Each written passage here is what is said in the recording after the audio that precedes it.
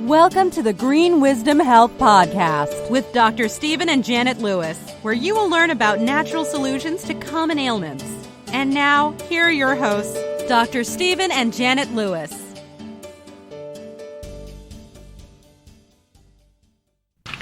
Hello, and welcome to this week's edition of the Green Wisdom Health Show. I'm Janet Lewis. And I'm Dr. Lewis.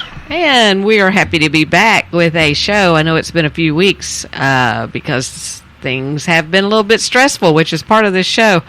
We're calling this show Swarming Summer Allergies because people have been coming to us and telling us that they are beginning to have allergies all of a sudden again, kind of wrong time of year, but maybe it's all the rain.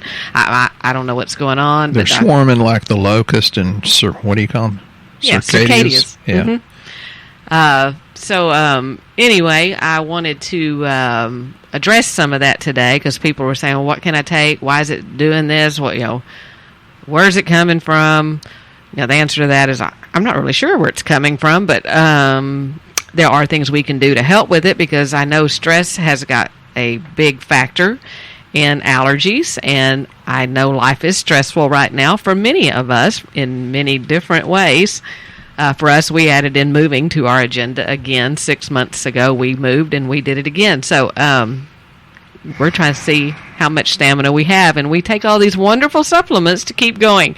And I'm still apologizing because I instituted that. Although it was a much better move. The fish are bigger, and there's more of them. Yeah, that's right. It's been an interesting time. So we apologize for the delay in the shows, but here we are again, back on track. So, yeah, right. For a little bit, anyway. Hell, I'm in the ditch. Go ahead. Anyway, Dr. Lewis, can you tell us why allergies are here? Why are people having runny, snotty, sneezing, snorting things happening to them? I don't have a clue, but I can tell you some of the root causes, and the people can figure it out. Yesterday, I was doing a consultation with Katerina, and she's a very interesting lady. And she was talking about the different immunoglobulins, and she was asking some incredibly brilliant questions. She's very, very educated. And she was talking about the immunoglobulin A, G, E, et cetera, et cetera. And she says, well, how come this, how come that? And I said, let's boil it down because I'm good at that. For example, what happens is, and I'm going to talk about all kinds of things because I normally do, most of the time it's microbiome-induced inflammation. That means you have a gut flora that's not what it should be, and it can, to a very large degree, disrupt your metabolism, which can cause weight gain. Folks, if you're 5 or 10 pounds overweight or more, you have dysbiosis, gut inflammation, the tendency toward, allergies, if nothing else, or a histamine reaction or a cytokine storm. And what happens is, and she was asking, well, why do we have this? The problem is, it's normal for the nutrients as you digest to pass through the lining of your intestinal wall, and that's called epithelium. But what happens is most of us have low stomach acid and not enough digestive enzymes because of the interference with the heavy metals and the plastics and pesticides. So we don't get complete digestion.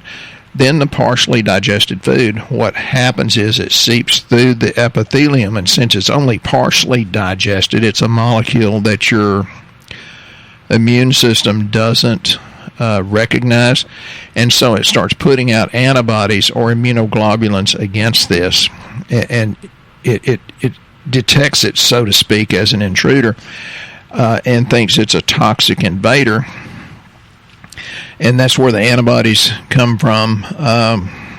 And there's a lot of them, dairy products, and it's not that dairy's necessarily bad, but the way it's pasteurized and homogenized and has growth hormones in it and all kinds of crapola. It's better. Janet gave a funny look when I said crapola, so I'll say it twice. It's better if you do goat's milk or goat's cheese, and Katerina talked about that too. And soy, gluten, and eggs, unfortunately. But here's the deal. There are people out there that say, gluten's a fallacy. Gluten sensitivity doesn't exist. Well, my answer to that is just because you don't have it or you are not aware of it. That's more like it. You're not aware of it. Yeah, as these people say that with a 75-pound gut on them. Just because you're insensitive to it, unaware of it, is just as stupid as saying cancer doesn't exist because you don't have it or you're not aware that you have it. Actually, I think, with gluten, I know Dr. Lewis cannot do it at all, so he refrains from it because it hurts his stomach horribly. I quit drinking Shinerbach because of it, so sorry, Shiner. Mine is not as bad, but I've tried to go along with that too because I know it's really bad for you. And she's younger and better looking. Well, you can tell a difference when you do it or don't. But when you go for a period of time without gluten and then add a meal that has gluten, you'll feel like you're very full, which people mistake that full feeling for I've had a really big meal and, geez, I'm super content now because I'm so full. That's because your body's not digesting it. That's right. The fullness is actually probably a gluten problem because I noticed that after I've done that, it's like I've had the biggest meal ever, and what it is that I'm swollen. I'm like you said, it just kind of blows up inside of you, and it's like you can't process it, but you mistake that for being full. Yeah, and I don't even know if Katerina listens to our podcast, but she said a lot of these things. She's very, very intelligent. And we got to talking about the epithelial lining. And, I said, well, your immune system / digestion is around 60 to 80%, depending on what researcher you read. So let's just say 70% of your immune system is in the epithelium itself. So it won't properly function. And this is because inflammation caused by this usually does create leaky gut. If you have abdominal fat, it's inflammatory, and that means extra insulin. That's why we check the insulin on your test, and it needs to be on the low side. And it becomes a vicious cycle, basically.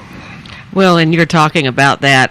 I think maybe the reason why, which allergies for a long time, I was bothered by them too. I mean, I could tell, even though we're healthier, we take a lot of things for it, we can cut it off at the pass, but they're not bothering me now. And I thought, why are they not bothering me? And all these people are saying they're having these allergies. And I started thinking about what I've added in recently, and it makes sense with what Dr. Lewis just said about the small intestinal overgrowth in the gut. The SBI spores that we have added to our nightly regimen before we go to bed, which is a probiotic. They're new to us, but basically it does what you're talking about, where it goes in and helps with the small intestine that relies on balancing the microbiomes that have a positive influence on our intestinal environment. We've had a lot of people come in and tell us it made great changes, and it was unsolicited. So it's done a lot of things. So it's gluten, it can be a lot of other things. Low stomach acid from lack of digestive enzymes. Almost always. So let's talk about low stomach acid for just a minute. Okay. One of the things you can do to help your body help itself is take liver support. I put you on liver support if your ALT and ASTs are over about 25 or so. But even if it gets down to the ideal 18 to 22-ish, you can still take liver support and detox, which would be a really, really good thing. And it has N-acetylcysteine, alpha-lipoic acid. Now stick alpha-lipoic acid in the back of your brain. That's going to come back up. It's got methionine, cysteine, taurine, which I usually add extra taurine because it thins the bile and makes it come through faster. But it has something in it called trimethylglycine, or TMG, which is betaine itself. Well, that's a methyl donor, and most of you that's into health a little bit have read about methylation and how incredibly important that is, not just in liver detoxification, but in detoxification in other ways. Well, actually, medications as well can mess with your intestinal biome as well, correct? Almost always. Right. So that's why I'm saying the SBI spores can really help somebody that are on medications. You know, we don't ever tell you don't take your medications. We're just saying that they do interfere with the balance in your microbiome. Alcohol consumption also does. I'm pretty sure that's up now from stressful situations. You done gone from preaching to meddling, girl. But that's another one that messes with the intestinal problem. Well, just don't talk about caffeine and coffee. Well, probiotics actually have a GI and immune benefit because they increase the production of short-chain fatty acids and provide energy to the cells of your intestinal lining. So when you think that probiotics aren't an immune system enhancer, that's where your immune system comes from. So anyway, consider those. You do 2 of those at bed if you've not been taking those before, but they make a huge difference. If you're having problems with poor elimination, like formation of poor elimination, oh my God, that's pretty good. And that's the name of a new show. Look for it, folks. If your bowel movements are not formed, you've got a problem. So the spores have actually helped a lot of people have better formation. Yeah. So remember when I said stick that in the back of your head about alpha-lipoic acid? Well, it works like CoQ10, and CoQ10's indispensable for heart health. It's a super detoxifying agent or bioflavonoid. And the research I read for that was out of Journal of Free Radical Biology. So that's real. And here's something that Janet didn't know I was going to talk about. Acetyl L-carnitine. It is absolutely, holy Jesus, indispensable in liver detoxification. And people say, but you put me on it because of heart health. You put me on it because I was fatigued and needed energy. Well, it works that way too. So you can, it's easier. I tell people you can glorify God if you feel terrible, but it's a lot easier if you feel good. And acetyl L-carnitine could be a big contributing factor to feeling good. Well, and if is that what's in one of the products there? Is that in the natural dehist, or is that a combination of some different things? That's a combination. It's not really in that, and I take the acetyl L-carnitine extra because I'm super tired from the moving and da-da-da-da-da. So I took some. I'll be pepping up any moment. But Histoplex is the one that has all kind of really, really good things in it for allergies. It's got quercetin or quercetin, depending on how you want to pronounce it. What it is, that's a kind of a strange bioflavonoid, and it's very, very good antioxidant, as is alpha-lipoic acid. But the quercetin is widely distributed in a lot of plants, but especially onions and tea. It has such a strong antioxidant activity. And I take the quercetin bromelain, and when I do, my respiratory system is about 90% better, and my respiratory system's always been the weak area in me. Then it has stinging nettles. It has the bromelain, and again, I take the straight quercetin bromelain by itself, and that also lowers your cardiac inflammation that we measure on HSCRP. Then it has the N-acetylcysteine and vitamin C, and vitamin C is very important because you can't make it yourself. You have to get it from exogenous sources. And there's actually foods that help you have a natural inflammatory or a histamine reduction, right, which is nuts. I do walnuts and then Brazil nuts for the selenium. Olive oil, salmon or other fatty fish. Tastes like fish. Yes, unless it's cooked right. Oh, sorry. That's the worst thing I've found out since this COVID is that I had to eat my own cooking. That's scary. Actually, you're a really good cook.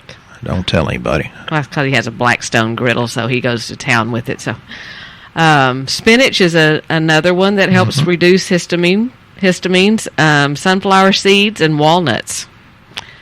So there are natural things. There are some fruits you can eat that help it as well. It's a recommended trial elimination diet due to the association of food allergies, especially in those with a pollen allergy, is up to 90% of those with pollen allergies also have an allergy to foods that cross-react to pollens. So generally, as an oral allergy. Most common cross-reactive foods include apples. Is that because they're, I guess maybe because they're sprayed with pesticides. I don't know.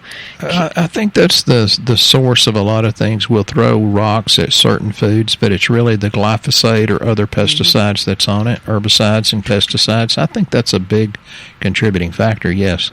And carrots, celery. Now, celery's great, but you got to have it in the Bloody Mary before it's any good. Cherries, which is actually cherry season now, so that's really good for gout, believe it or not. Yep. Peaches. Again, they're probably sprayed, which is probably part of that issue, too. Does peach crown count? Oh, you bet. And peanuts, which are really full of a lot of chemicals. That's one of the most pesticide-laden foods you can eat. So if you're going to do peanut butter, do organic, or we just switched to organic almond butter, so we feel much safer about that. But you can do pineapple and papaya because they're huge and anti-inflammatory. Yeah, because the bromelain in it. Good job. Yeah, I know. But I also, there is a new thing, which I don't know if you guys have heard or not, but Amazon has pulled their NAC from the market. NAC is our N-acetylcysteine, which is something that has been around for about 52 years in the natural medicine world that we've had. It thins mucus. It's in a lot of our products, including the liver support that Dr. Lewis was talking about and many other things. And it has now become something that the FDA is looking at because they think it needs to be put in a prescription-only environment because it had great potential to help with COVID symptoms. So people that were suffering from these allergies, which part of this still could be all of that, they would use NAC. And when we say allergies, it's still inflammation. But Dr. Lewis talked about another product that most people never hear anything about, and they don't correlate that it has anything to do with it. But it's something we carry called reduced glutathione. And I wanted him to tell us a little bit about how that is similar to what NAC would be, or N-acetylcysteine, because if you've heard all these NAC things. or NAC, N-acetylcysteine, that's a precursor to making glutathione. Glutathione's the number one way for your body to detoxify. It has a critical role in your immune system's function, protection against oxidative stress, that kind of deal.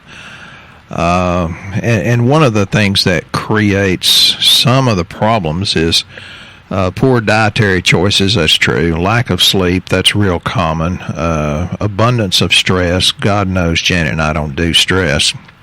Exposure to chemicals, et cetera, et cetera. So glutathione helps you clean out much more quickly, much more thoroughly, and safely. Safely's, the big key. And it still, kind of deconjugates the mucosa, so that's really a good thing. So for now, we do still have N-acetylcysteine. We hope they keep fighting that, and we get to keep it. But if y'all would write your congressmen, senators, and all that, or email them, they think, well, if I get an email that 1,000 to 10,000 of my constituents feel that way, if you write letters, it's even more effective. And if you call their office, they do pay attention, because one contact with your elected official, actually they assume that's 1,000 to 10,000. That would be that is a wise thing to do, because that is what it's going to take, is people standing up in large crowds and saying, we're not going to take that, I think their whole reasoning behind that was that I guess it helps with, did you say it helps with Tylenol poisoning or something in the hospital? Yeah, that's what they use to save you if you have Tylenol or acetaminophen poisoning. And it's like, well, if it cleans the liver up that quickly, that easily, that effectively, why in the heck don't we all use it? And we all should, because we all have inflammation, since we've created an environment that's more toxic than it was when I was a kid. And, the inflammation, let's just talk about the sinuses. The lining of the sinuses, so to speak, actually sinusitis has gotten to be epidemic in our country, and there's a lot of doctors that do a good job with medications, and I'm not against that. But then you get your eustachian tubes that begin to clog up, and it narrows the lumen of the eustachian tube from the inflammation, and then you get your kid screaming from the ear infection. And speaking of infections, let's talk about allergies. Let's get into the research. There is plenty of evidence that big families have fewer allergies. The reason is because you do cross-contaminate, and your body has an immune response to that. One of the reasons we have so many problems in our society is because we've been too good about trying to be too clean, and we compromise our immune system by babying it. And, you mean with all these antibacterial things you squirt on your hands before you walk in somewhere? Yeah, well, I've always said the biggest ingredient in hand sanitizer is paranoia and fear. Even George Carlin said, George Carlin was a pretty rude, crude, but brilliant comedian. He said, I think it was in his book, Brain Droppings or something like that, it says, why do you think you have an immune system for? Household dust actually protects against allergies. Well, the house we just moved into has about 100 times less dust than the one before. And I was going to mention that. That's one thing that really helps with allergies is having like a humidifier. We have one, which it was kind of pricey. It's a Dyson, but it works well. You put water in it, and it just keeps the room moist, so you don't ever have the dryness from the air, which is a lot of the reasons why people start having the allergies to start with. Yeah. But we keep that running year round. I think it's Dyson has some really good products. Yeah, I think that it's meant more for like the winter time, but we use it all year long. But listen to this: excessive washing of hands causes more, not fewer, infections. Let me repeat that. Yes, I said it. Excessive washing of hands causes more, not fewer, infections. You know where that's from? American Journal of Infection Control. Oh, that must have been old research for them, huh? Yeah, boy, they contradict the hell out of each other, don't they? Excessive use of antibiotics in babies under 12 months causes their asthma rates to double. That's from Journal of Clinical Experiments in Allergies.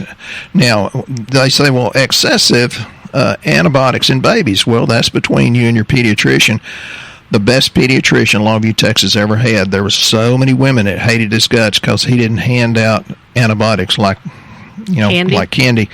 And he did a really, really good job. I would suggest anybody that has children to get a book called How to Raise a Healthy Child in Spite of Your Doctor. And there's plenty of times that medical intervention will save your baby's life, that they're wonderful. I love our medical profession, but we need a more informed populace. That's true.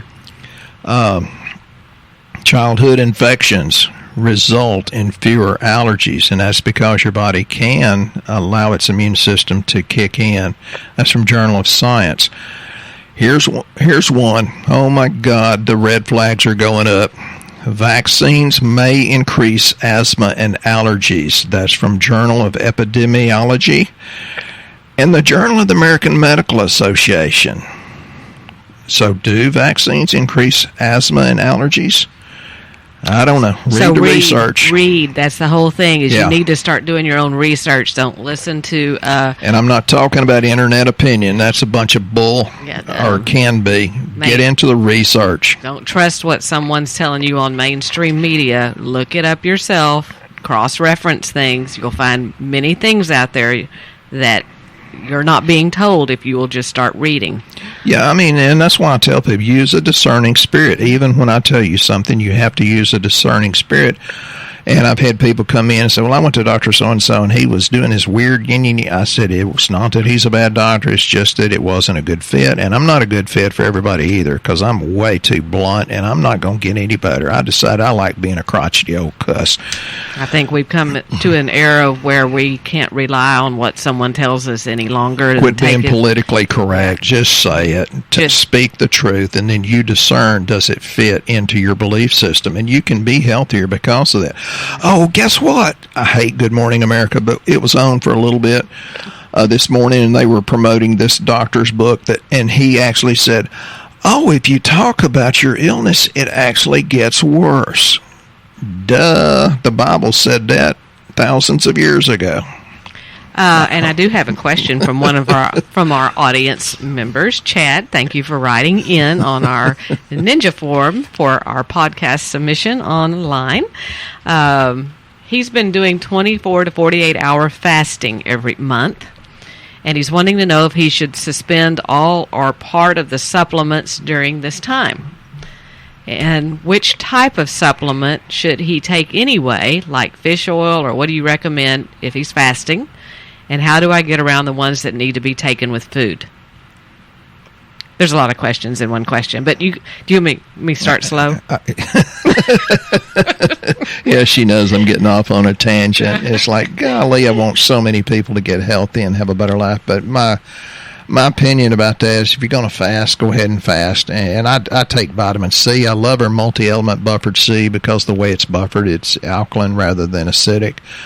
And no, I wouldn't take fish oil. I mean, give your body some time to rest and rejuvenate. It doesn't have to spend energy to digest and eliminate it. It spends energy to rebuild the epithelial lining of the intestines. Now, the things that I think are super duper important is our SBI or the SBI spore or both. I think Janet puts both in my drink. I don't know what she puts in my drink. It's different at night than it is in the morning. So, and the SBI is going to help you with your immune system in a big way. The spore, those, they're going to come back to life when the conditions are just right. Casey talked about that the other day, and backed by popular demand, he's coming in the future too. But I just do vitamin C and SBI spore and probiotics, and that's all I would do. So those are things that he does not have to eat food with then? No, okay. Not at all. So that takes care of the other part of that question. People ask me about probiotics, and it's like, well, I don't know. I think Janet gives me 3 or 4 different kinds, and I'm looking at her like, well, you can pipe up here and tell me what you really give me, but she gives me a whole lot of it. I do know not to give him Modal Soothe. He chews his probiotics because he cannot swallow, and you have to admire somebody. Or let me back up. When people say, but this pill has a bad smell, or this don't taste quite right. When you stand there and watch Dr. Lewis, because he cannot swallow because he has a genetic problem. Yeah, and part of it's chronic acid reflux that I ignored my medical doctor and should have submitted to my medical doctor and my dentist, and I didn't. So he literally will chew up any of the products that are in capsule form or tablets, and he'll swallow them. Although I gave him one called Modal Soothe, which I really liked it. It helps with dumping, like the colon dumping better. It helps motility. Yeah, it has a lot of ginger and things in it. And I didn't tell him what it had in it, and he started chewing it up, and his face turned into a prune. And I realized that was probably not one he could chew because it was just too much. Well, I mean, I can swallow some pills, but there's some that are incredibly distasteful. But, you can have good results or you can have excuses. If you want it, just do it.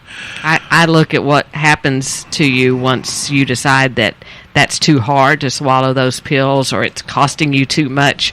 Or, she doesn't tell me the cost, but I don't tell her the cost of my guns either. Well, all these excuses that I hear from people that don't stick with it, but then you see them down the road and they're getting chemotherapy and they're getting radiation and they can't come back from it, and you're just watching this demise of people that you love so much because they chose something that they thought costs less. I don't get how that costs less. They chose to put in a new engine in their truck for $10,000 rather than pay $100 to change the oil a few times. That you'll never be the same from again if you make it. Right. And to me, is like, what kind of value of cost do you put on that to take care of your own health? Well, folks, we're a little bit on ranting and raving because, sometimes people close to us make decisions that could have made their life healthier and happier and probably longer. And it hurts when we see them make choices that do not glorify their health. Right. And for those of you out there that are listening to this and you've not done anything, or you know someone that needs to do something that doesn't know anything about what we do, we ask that you please share this podcast with them. Send them to our website, greenwisdomhealth.com. Have them fill out a health survey so they can do their low-cost, extensive lab so that they can start having a life worth living also, because there's enough issues out in the world without having to feel bad on top of it. But Dr. Lewis, I can't believe that we have come to the end of this show again. Hopefully you've learned something about allergies, and hopefully you don't have them, and if you do, you know how to get over them. Can you leave us with some closing words that would make our lives a little bit better this week? I don't know. I tell people this too shall pass. I've always told my kids, just show up and smile.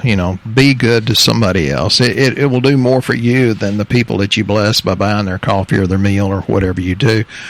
And, kind of if you want to fast from social media, fast from the news, because if you listen to that, we'd be in a race war. And I saw it on Facebook about how rude people are. It's like, well, that's not my experience at all. I see more courteous drivers, people that are waiting to let me in, and there's not a race thing from what I see. I mean, we're getting along just fine. We're more courteous than we've ever been back and forth. So you can choose joy or you can choose negativity.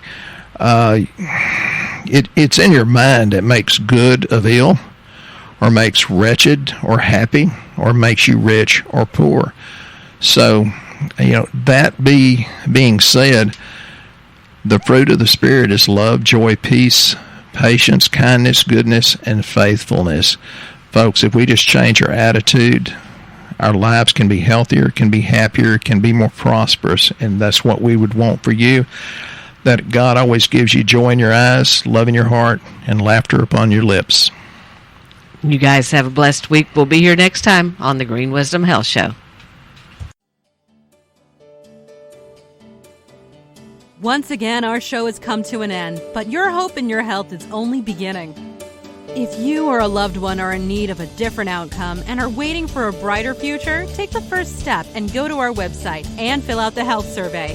Please don't keep us a secret. If you know someone that could benefit from this podcast, please share this show with your friends and family. You are only one step away from a life worth living.